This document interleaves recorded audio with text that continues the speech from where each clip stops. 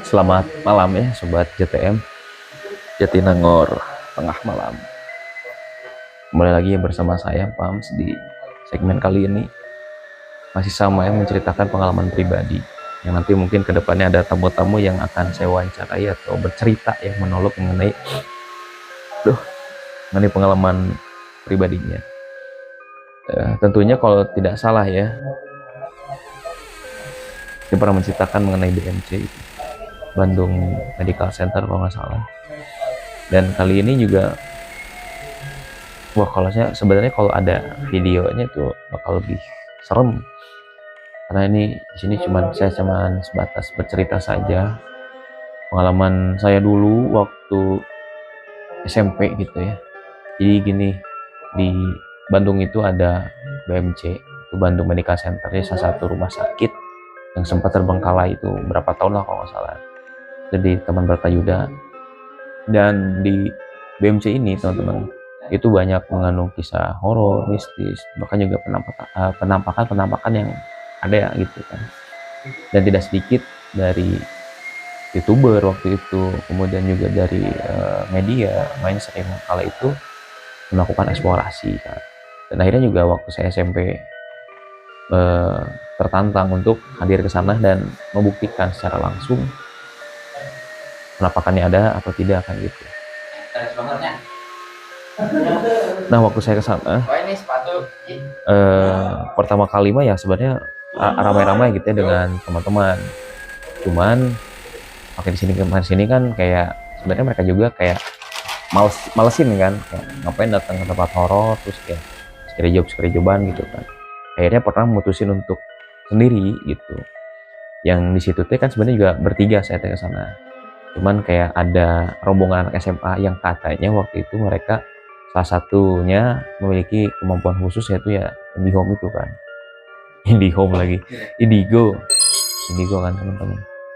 Nah akhirnya ikutlah eksplorasi bersama, dan saya kan datang bertiga sama teman SMP.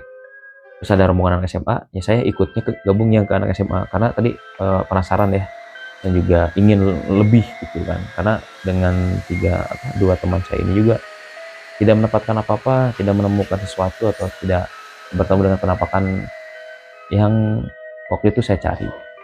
Singkat cerita, jalan ke sana kemari, dari lobinya, ruangan demi ruangan, terus kamar mayat, terus kamar bayi, dan ada ruangan horor, dapur kalau nggak salah, ICU dan sebagainya. Nah anak SMA waktu itu dia ngomong gini ke orang, saya butuh mediator, kamu bersedia nggak sana untuk dimasukkan badannya oleh bangsa mereka, saya kan nanti bisa diwawancara, ditanya-tanya lah gitu. Ya akhirnya kan orang nggak, ya udah gasin aja kan.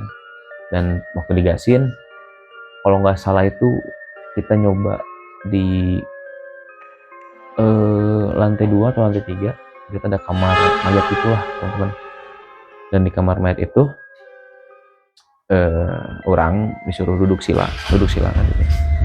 Terus kayak suruh katanya bersemedi katanya, tapi ya orang disuruh fokus aja, jadi jangan kosong pikiran, fokus. Terus dia kayak baca bacaan gitu, tapi bukan bacaan Quran gitu, kayak udah baca gitu, saya ngelilingin. Nanti saya tinggalin ya, kamu di sini, kamu harus kuat, tutup pintunya. Ngerasain gitu ya, 10 menit nggak ada apa-apa. Akhirnya datang lagi tuh anak SMA-nya, dan dia bilang tuh, oh nggak ada di sini, kita ganti lagi ke kamar sebelah atau yang lain gitu kan, ke ruangan yang lain. Masuk tuh ke satu ruangan kan, kayak masih ditinggalin tuh kasur-kasurnya, dan di kasurnya tuh disuruh tadi tiduran. Dan akhirnya bangun lagi, terus duduk di bawah si ranjangnya tuh, duduk sama kayak yang tadi di kamar mayat, di kamar jenazah. Oh nggak ada apa-apa, tidak terjadi apa-apa. Dan itu yang kedua kalinya, ya gagal lah gitu intinya untuk jadi mediator. Akhirnya lanjut, jalan-jalan ke sana kemari udah sejaman kalau nggak salah, ketemu di lantai paling atas tuh 3 atau 4 lupa. Masuk ya, ada sebuah aula tuh besar, gelap banget, gelap banget teman-teman. Dan di situ ditutup pintu, makin gelap.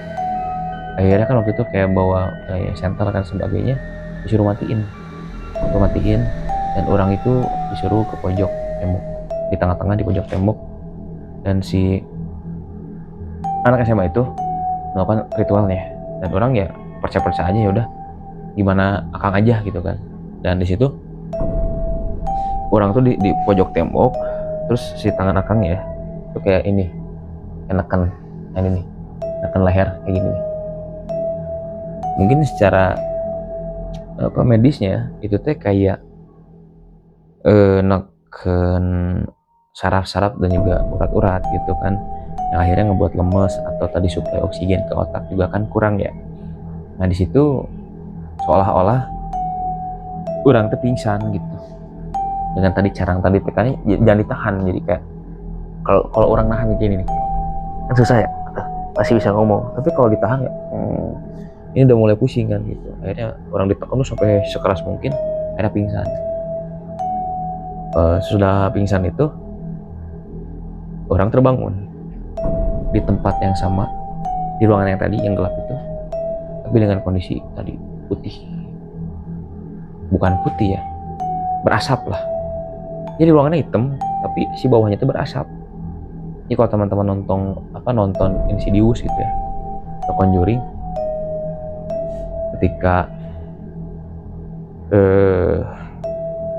ke alam sana gitu ya, alam jin itu kan suka identik dengan tadi ada asap-asap gitu ya, perabotan ada dan semuanya, tapi di bawahnya asap-asap tuh lantainya. Nah itu yang saya lihat langsung waktu itu. Terus gimana, kan tadi banyak orang ya, tadi SMA itu bukan cuma satu, si tadi yang melakukan ritual itu ke saya itu kan ada dengan teman-temannya ya. Teman-temannya itu kan berdiri ya di depan saya. Nah di POV saya ketika tadi saya ngelihat ruangannya itu menjadi berasap ya, gelap, mereka itu berubah diem gitu kan. Mereka diem, ada sosok-sosoknya tuh, tapi tiba-tiba jadi kayak pilar, entah pokoknya mereka jadi patung gitu ya. Terus ada tangan besar, mungkin biar kebayangnya tuh kayak kalau kalian nonton Naruto gitu, ada Susanoo-nya Sasuke gitu kan. Tangan keluar dari jadi kayak asap. Jadi saya di ujung ini asap banyak, sudah tangan gede itu tengkorak, gitu kan, mau masuk saya gini, waktu mau ke saya gini, sambil kayak nyengir tuh tarinya gede banget, tengkorak kayak gitu, kayak tengkorak gitulah. Tapi aneh juga sih, nggak percaya, tapi ya itu yang saya lihat waktu itu, kayak ngendus kayak masuk. Jadi kayak sosok itu teh pengen masuk ke saya. Waktu masuk tiba-tiba ngeblank putih, dan saya balik lagi melihat si AA tadi ya yang melakukan ritual kepada saya dengan kaget ya teh, kayak kamu syahadat kayak ikutin saya, asyhadu alla, terus kayak astagfirullah gitu kan, kayak bacaan gitu kan. Bingung ya, saya kan Islam gitu ya, tapi kenapa harus syahadat lagi kan gitu ya. Akhirnya saya ngikutin kayak kaku, ente mau ngomong kayak ketahan gitu kan. Akhirnya bisa kayak astagfirullah gitu kan. Akhirnya sadar, dan si AA-nya yang tadi melakukan ritual itu ke saya langsung kayak meluk. Wah kacau, maaf ya tadi udah melakukan mediasi, dan akhirnya kamu itu menjadi pemicu si penunggu atau raja atau bosnya penunggu di BMC waktu itu terganggu. Oh ini merinding teman-teman, terganggu yang ternyata gara-gara si A tadi. Jadi kayak ngebuka paksa akses kayak ke portal mereka. Dan anehnya ketika ditanya tuh kayak, saya kan di sana, jadi saya nyeritain tuh, dan si A-nya tuh bersyukur karena tadi kamu dengan bilang gini kan, dengan sering sholat, sering ngaji SMP gitu ya, orang menghalau jin-jin yang waktu itu ada di sana untuk mau masuk dan menyerang tubuh orang kan ceritanya. Itu terhalau dengan tadi amalan-amalan yang waktu itu orang lakukan. Dan anehnya teman-teman, di situ saya punya pandangan kayak ada sebuah kilas balik yang masuk dengan cepat dan saya bisa tahu tempat itu teh apa. Yang saya ingat mah gini, jadi tempat itu adalah kayak sebuah terminal teman-teman. Kalau kita mudik ya ada terminal bus gitu ya. Nah itu teh transitnya mereka dari luar Bandung ya, terus atau dari luar pulau dan sebagainya, mereka tuh diemnya atau istirahatnya sebelum nanti pergi lagi nempelin atau menghantui kota Bandung yang ada di situ waktu itu ya. Mungkin juga di Bandung ada beberapa titik, tapi BMC itu menjadi salah satunya. Karena yang ini merinding banget teman-teman. Yang saya ingat, parah banget. Semakin tinggi tempatnya sini, terbengkalai nih, rumahnya terbengkalai. Terus tempatnya tuh tinggi, itu menunjukkan kedudukan si penghuninya gitu kan, alias jin tadi kan. Wajar saja bisa jadi di situ tempat sebuah tadi kan, sebuah jin ya. Jadi kalau semakin bawah tuh ya kayak recehnya lah gitu teman-teman, ataupun tadi genangan-genangan air atau tempat-tempat yang umum, jadi kayak menandakan strata sosial mereka di sana. Nah di situ banyak sekali kayak saya ngelihat kayak ya kun-kun dan sebagainya. Itu ya kayak ya apa kayak kita pergi ke sana kemari lah. Aneh-aneh banget teman-teman, aneh. Yang di situ teh entah kenapa benar kayak Kang di sini tuh, jadi di situ sambil saya berdialog sama si akangnya, ini tempat transit, ini sebuah kayak terminal, mereka datang kemari, akhirnya nanti pergi ke sana kemari, kayak misal kita scary job di sini dan akhirnya pulang tuh ke rumah, nah itu ada yang nempel, jadi kayak kita sebagai tumpangannya gitu. Itu ada kayak gitu. Dan itu entah kenapa sampai sekarang masih teringat teman-teman.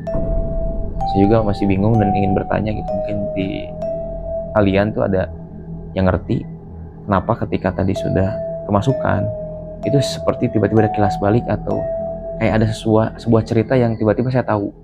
Nah, itu kira-kira kenapa, bisa tulis di kolom komentar teman-teman atau sharing. Karena di momen itu tuh menjadi titik awal saya kesurupan. Nanti saya akan ceritakan bagaimana saya kesurupan di next episode mungkin ya. Karena ini juga udah malam ya, udah 12:30 lebih. Jadi butuh istirahat. Ya. Gitu kali ya teman-teman mungkin di episode kali ini. Dan pada intinya mereka punya alam, kita juga punya alam. Jangan saling mengganggu, saling menghargai. Cuman ingat kita tuh diciptakan ya untuk beribadah teman-teman. Dan kita nggak boleh takut sama mereka. Karena biasanya gangguan mereka itu tadi menghalangi kita untuk tetap beribadah kepada Allah. Kata-kata hari ini, lakukan tanpa tapi, buktikan tanpa nanti. Cukup sekian dan terima kasih.